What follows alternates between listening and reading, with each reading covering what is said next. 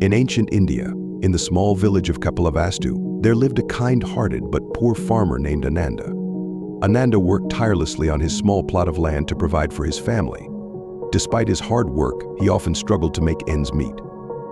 His clothes were worn, his home was modest, and his life was filled with the endless toil of farming. However, Ananda's heart was rich with compassion, and he was known in the village for his generous spirit. One day, news spread through the village that the Buddha was coming to visit.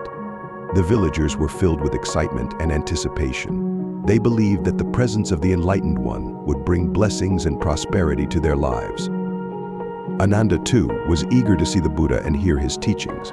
He decided to offer whatever little he had to honor the revered guest. The day of the Buddha's arrival was bright and sunny. Villagers gathered in the village square, bringing gifts of food, flowers, and other offerings. Ananda, having little to give, carefully picked the freshest vegetables from his garden and placed them in a small basket. He carried his humble offering to the village square, feeling a mixture of humility and hope. When the Buddha arrived, the villagers lined up to present their offerings. Ananda waited patiently in the long line, his heart filled with reverence.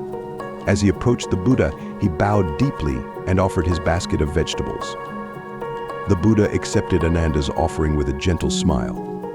"Thank you, Ananda," he said softly. "Your gift, though small, is given with a pure heart. This is the greatest offering of all." Ananda's eyes filled with tears of gratitude and joy. He felt a deep sense of peace and fulfillment in the Buddha's presence.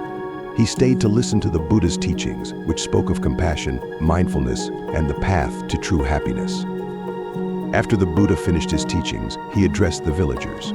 "True wealth," he said, "is not measured by material possessions, but by the richness of the heart."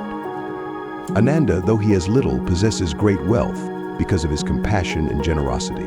Let us all strive to cultivate these qualities within ourselves. The villagers were deeply moved by the Buddha's words. They realized that true wealth was not about how much they owned, but about how much love and kindness they could give to others.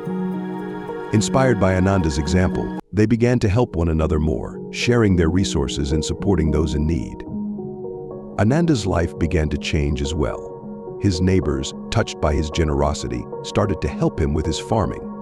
They shared their tools, their knowledge, and their time, making Ananda's work easier and more productive. Slowly, his modest farm began to thrive, and his family's life improved.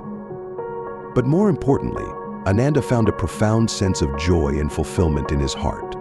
He realized that by giving selflessly, he had received the greatest gift of all, the love and support of his community and the inner peace that comes from living a life of compassion. From that day on, the village of Kapilavastu became known for its spirit of generosity and kindness. The villagers, inspired by the Buddha's teachings and Ananda's example, created a community where everyone thrived together. And so, the story of Ananda and the Buddha teaches us that true wealth is not about accumulating material possessions, but about cultivating a generous heart and a compassionate spirit. When we give selflessly, we create a world where everyone can share in the riches of love, kindness, and true happiness.